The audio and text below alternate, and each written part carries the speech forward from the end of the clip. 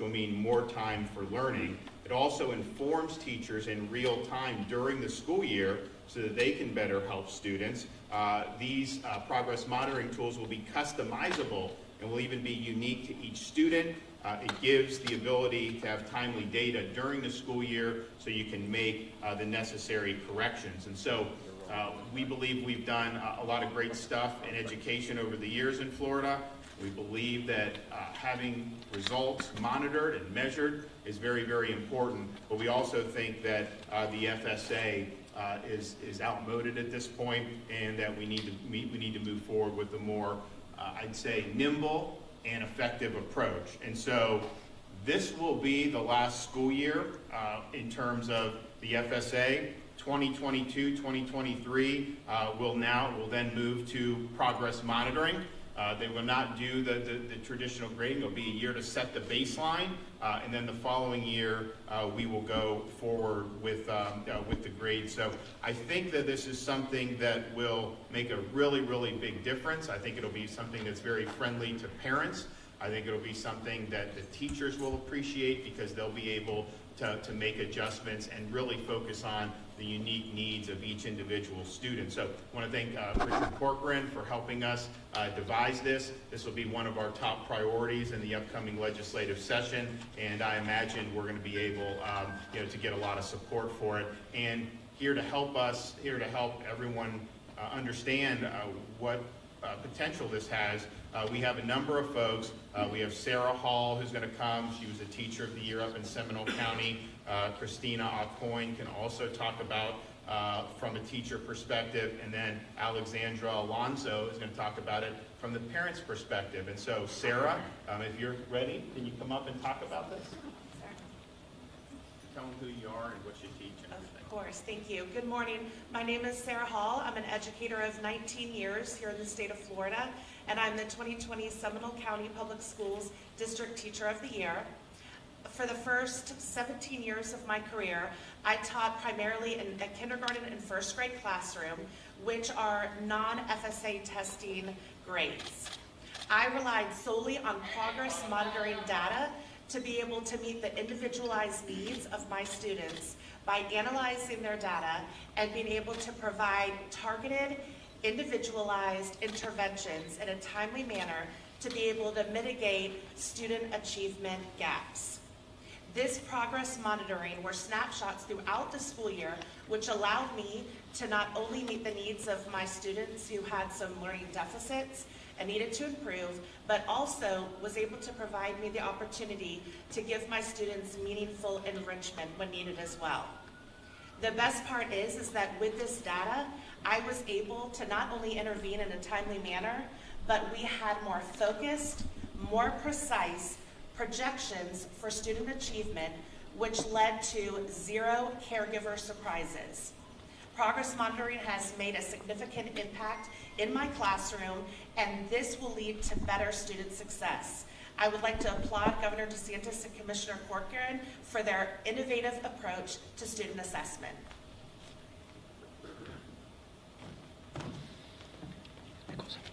Good morning. Thank you for having me here, Governor DeSantis. My name is Christina Alcoin. I have been at Doral Academy for 7 years as the special education teacher.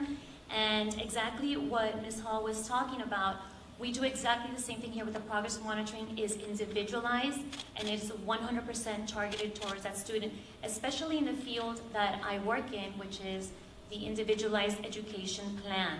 Here at Doral, we do provide a rigorous and challenging curriculum for all of our students.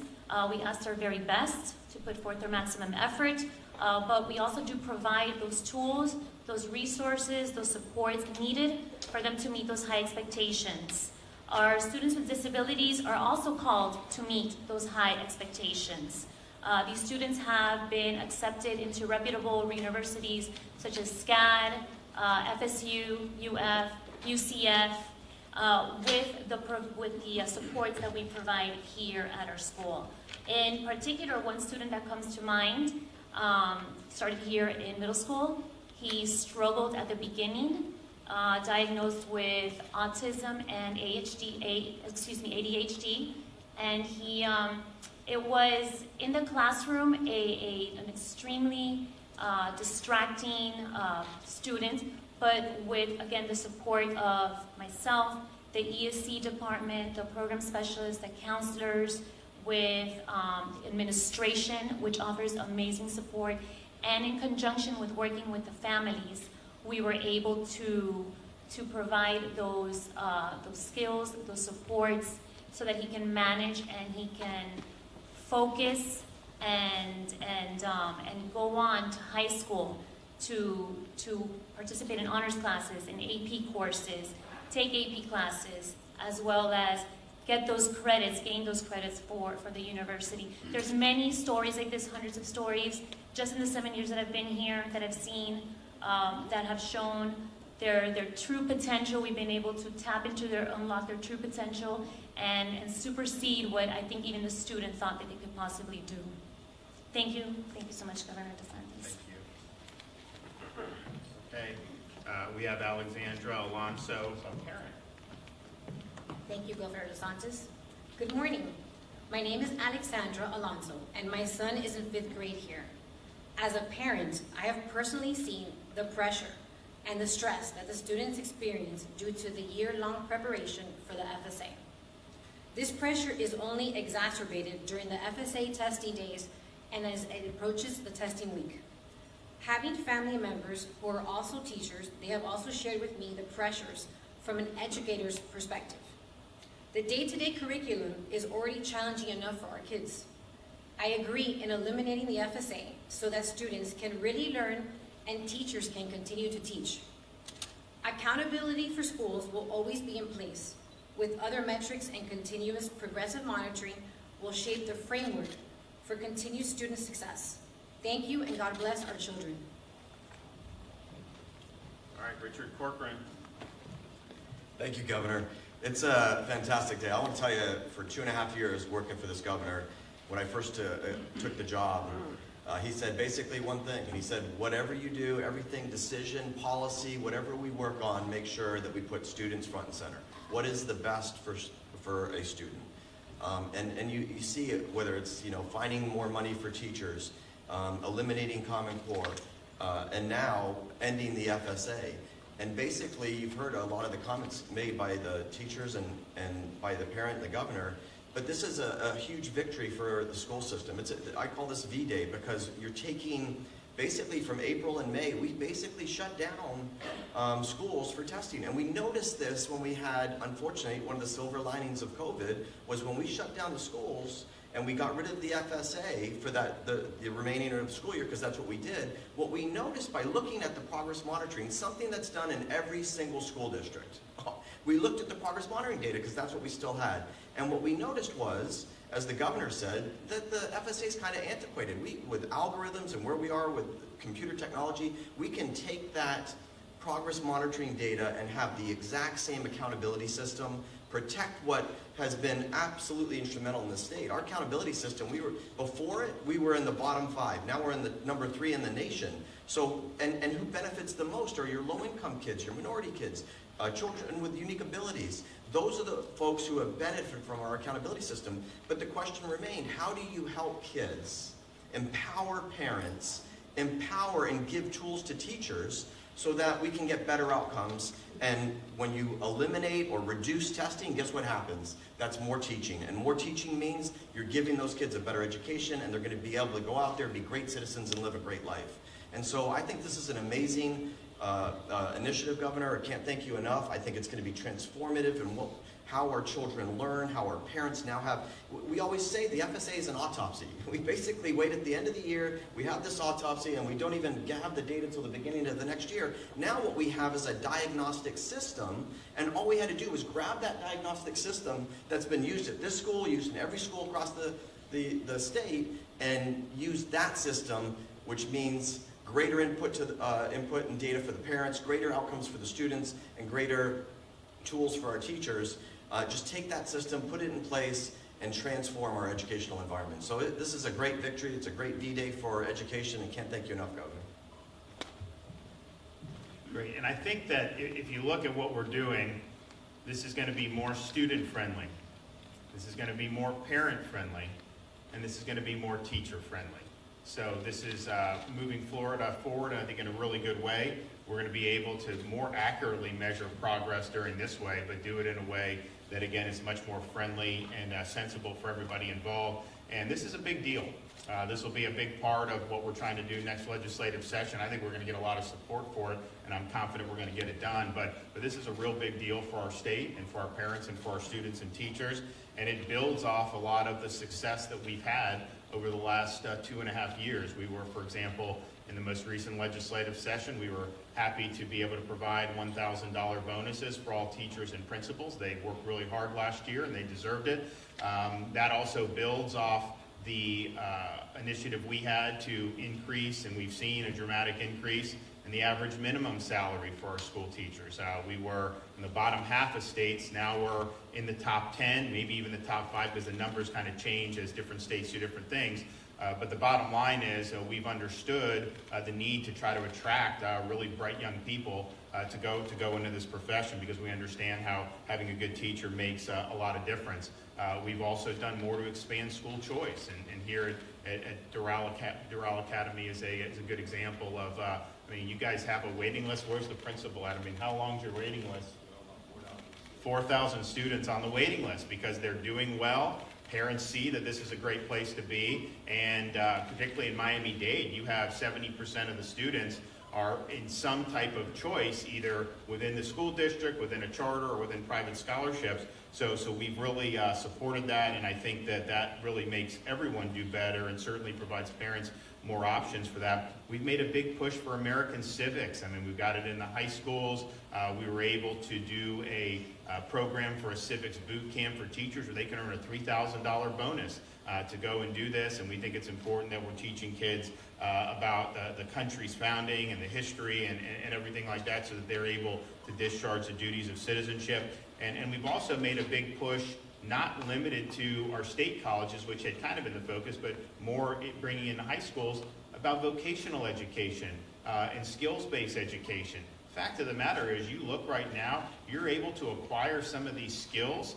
You can make really good money without going a dime in debt and end up doing very well even for yourself in business. And so when you look at things like HVAC, welding, electrical, there's high demand for this, and we want to make sure that we're creating pipelines so students know that that's a viable option. I think what you've seen in places like Miami-Dade, who offers these, you'll have kids taking AP courses and getting certificates in some of these, and that's great. And then they have options to be able to do. My thing is we want people to have the opportunities to follow their dreams, but we should not tell students that the only way you can succeed is by going to a 4-year brick and Ivy university, because it's not true. Students are succeeding in a variety of other ways if they have skills, and they're able to acquire skills in ways that are cheaper in many cases and more effective for them. So we just want that to know. There should be no stigma about people that are going into some of these professions, because they're very productive folks and they do very well. And to me, I was like, if you go into 4-year and you do well, great. And a lot of people do that. And we actually incidentally just got ranked number 5 for the University of Florida for the top 5 public universities in the country. That's a great thing. We're obviously very happy that we've kept college affordable in Florida at our state university system, holding the line on tuition. So that's a good value. At the same time, you do have students that will go very, very deep into debt in some of these universities and then end up with a job that doesn't even require that degree. Then that debt really weighs them down. So we just want folks to know there's a lot of options and then provide that. So this is good. We've also done, and Richard and I worked on it a lot on early learning. That's really going to be transformational to get the kids reading, particularly by that 3rd grade level. So the momentum continues. This is going to be a big deal, and I just want to thank everybody involved, and I look forward to getting a lot of support from members of the legislature. Okay, yes, sir. Very quick question, sir. Just with respect to the timing, this school year would be the last school year for the FSA, and then the progress monitoring would start 22-23. Yep, and that'll be the benchmark year, Right. and then after that we'll be kind of resuming the typical framework that we have. And does this take an act of the legislature, or is it It does. policy? It's It not does. policy. It would be. So what we'll do, we're going to work on the legislation in the coming weeks. And we'll be working with the legislators to find the sponsors, but we've already spoken with Speaker and the Senate President. I know Richard's been discussing it, and we've gotten great feedback. He's also spoken to a number of folks, a number of the superintendents, and gotten great feedback. So I think we've hit a real sweet spot here, and I think that you're going to see a lot of support for it. Yes, sir. Governor, I had a good conversation yesterday with the Chief Medical Officer at Nicholas Children's Hospital. You know, you're familiar with one of the best hospitals here in South Florida. And he talked about the fact that he believes because of mask mandates that he's seeing less hospitalizations at his hospital when it comes to pediatric cases. One, do you agree with him? And two, why not let school districts do what you did in the last fall, which is to allow them to do and take whatever measures they want to take based on local COVID? Well, the fortunate news is we're seeing the declines all across the state. Big declines. We're seeing declines in pediatric hospitalizations. And incidentally, there was actually just a report in the Atlantic magazine that talked about the hospitalizations generally, including people who are positive but not being treated for COVID. That's definitely a big part of the pediatric as well. So, but we're seeing declines. Richard has the numbers. I think 65 of the 67 school districts have seen declines in cases. Of the ones that have double-digit percentage declines, I think Albuquerque, Brevard have been parental choice districts, max optional. So I think we're seeing the trend regardless of intervention. And certainly we've never said people can do whatever they want in terms of protecting themselves, that's fine. But in terms of mandates leading to different results, just like last school year, we didn't see that. We're not seeing it. It's all moving in unison. We're happy with the trends. I think the one intervention that has made an appreciable difference has been our push for early treatment and our monoclonal antibodies. And if you look at the admissions today, today's numbers of admissions are the lowest they've been since July 18th. And you look when these centers really started rolling out, part of it was to increase the availability, but much more than that was to increase the understanding that this was out there, because a lot of people didn't know. And we found over 90% of the people that were being admitted to hospitals in Florida did not even know about this treatment, much less get it prior to that. So what we've seen is we've seen sharp declines in both the hospital census and the daily admissions. The pediatrics have also declined, but I would say the declines have been even greater in the higher risk components because they're being able to get this treatment early. We've done, I think, about 87,000 treatments at our 25 sites.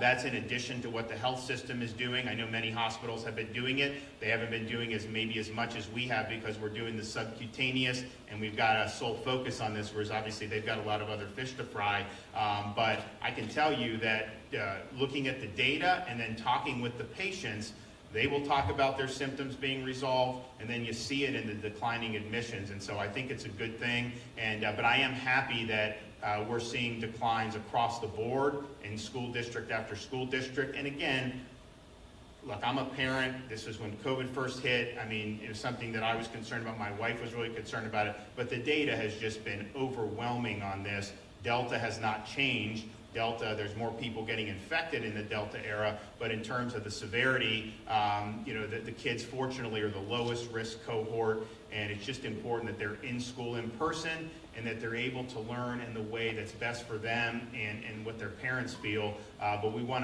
look forward to continue seeing some good outcomes here. Governor? Yep. If I could ask, yesterday you had a press conference, you guys stood next to you, said that the vaccines changed is RNA. And as you said, you're a data-driven guy. That doesn't line up with the data. Two questions. Do you believe that? If you don't believe it, how come you didn't say anything at the moment? Honestly, I don't even remember him saying that, so it's not anything I've said. I think the data is very clear on the vaccinations. You're much less likely to be hospitalized or die if you're vaccinated. If you look, I think the hospitalizations skew 4-to-1 in favor of people who are unvaccinated, which really is understating the difference because most people are vaccinated. So you have a big pool and you're getting this many hospitalizations, a smaller pool of unvaccinated are leading to this many hospitalizations. So that's just the reality. Now, what we did yesterday was say, okay, this is something we've made available for all. We worked really hard. We were very successful in distributing it. But to take somebody's job away as a result of these are cops, these are firefighters. These people have been on the front lines for us for this whole pandemic. And if someone needed their help, whether they were COVID positive or not, These guys were on the scene. They were there supporting them. Many of these firefighters and police officers have already recovered from COVID. And so I think this idea of using government coercion and force, one, is going to backfire. And you've already seen, since Biden's announcement, a decline in vaccine uptake. We'll see if that's durable. I hope not. I tell you, the J&J pause caused it to crash. If you go look at that, that was a huge mistake that was made. So my view is we shouldn't deprive somebody of their livelihoods and their jobs based on this issue. I think some of those folks who've recovered from COVID, I think they have good protection. That's been clear in every study that's been done, and so you understand kind of where they're coming from. There are some of those folks who may make a decision that's not ultimately the right decision for them. I can tell you there's obviously people that have been hospitalized who probably wouldn't have been, had they done that. And I think people understand that. That data has been very clear. I just don't think that that decision should be used to cast aside people who've served our communities for years and years and years. And anytime one of the guys from Gainesville that we had yesterday, he was down on the pile in Surfside helping out.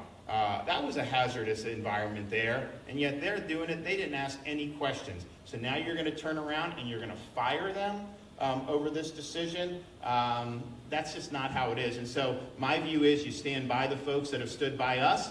Not every decision they make may be the same decision I would make, but at the end of the day, I just think it's fundamentally wrong to cast people aside, ruin their lives, hurt their families, and take their jobs. Yes, sir.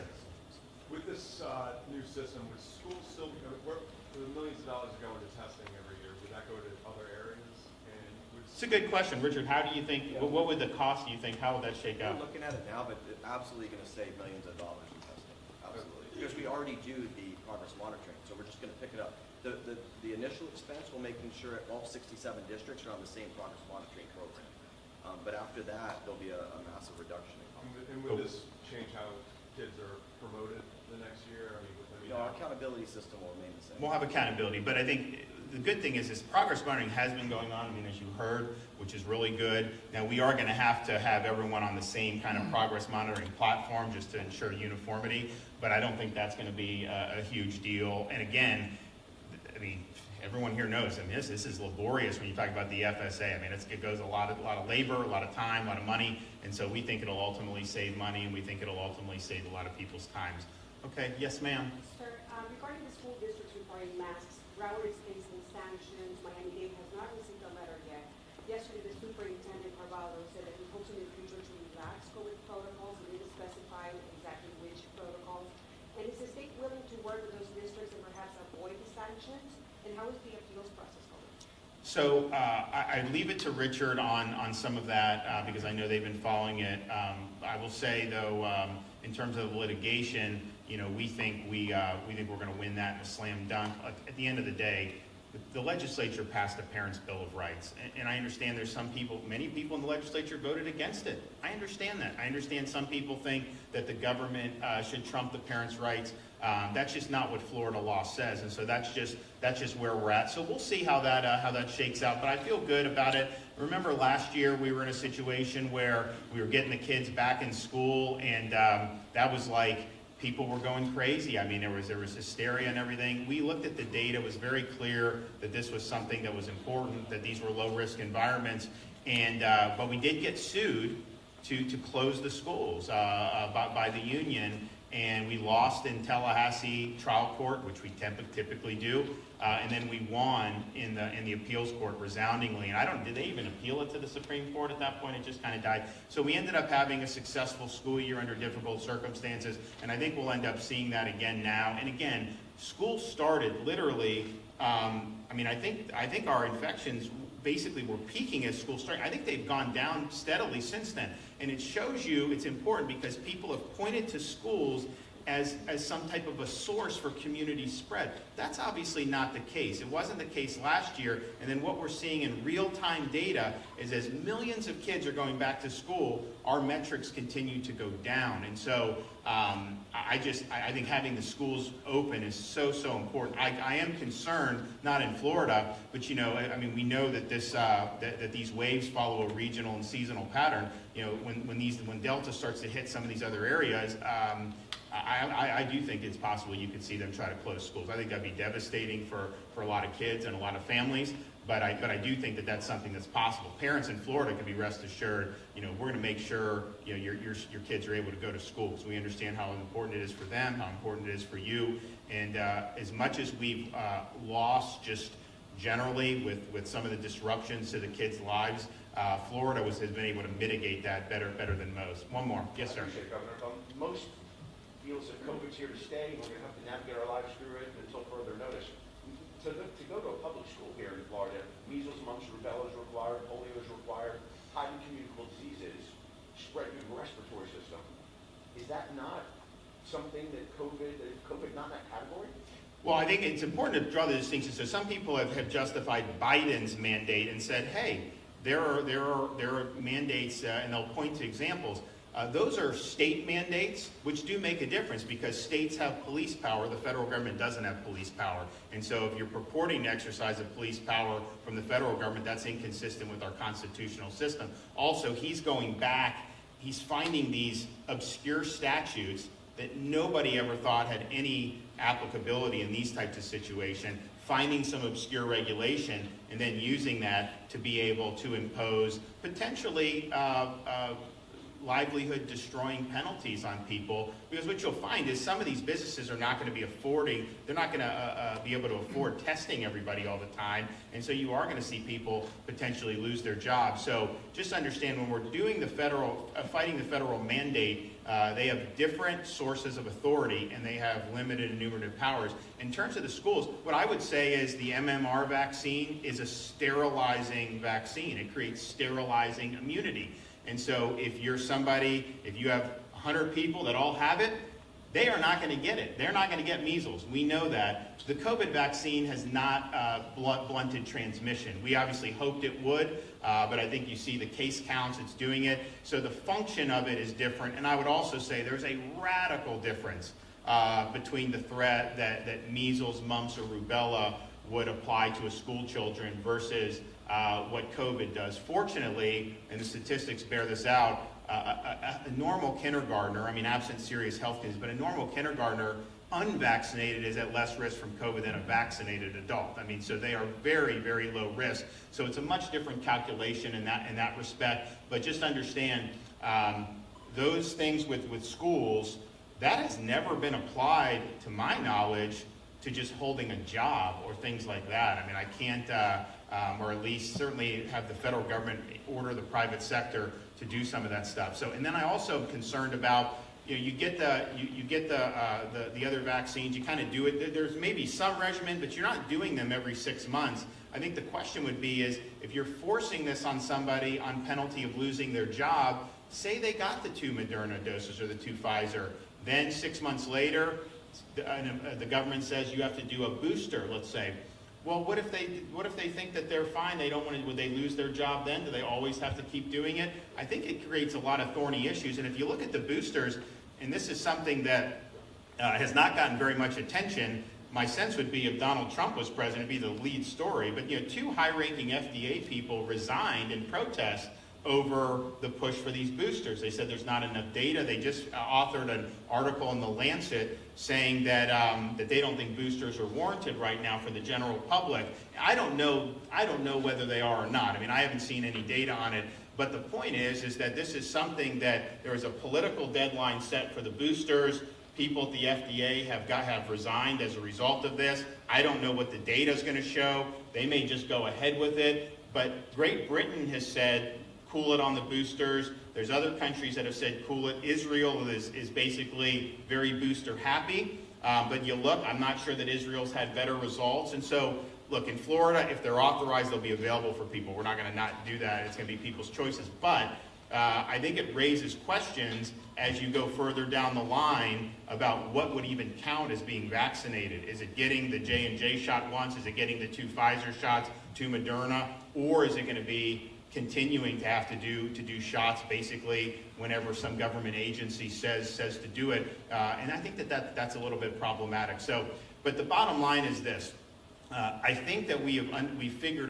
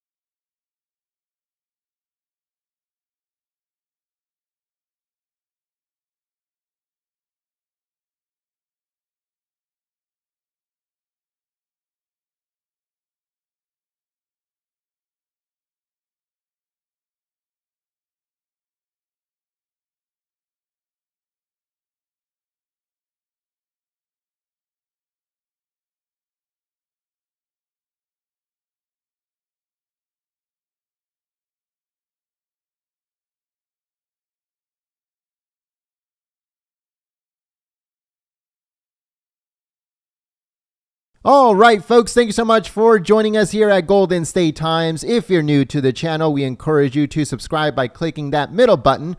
Also, check out our previous video by clicking the video on the right, or a video you might enjoy by clicking the video on the left. Also, don't forget to click the thumbs up button and share this video on social media. Peace.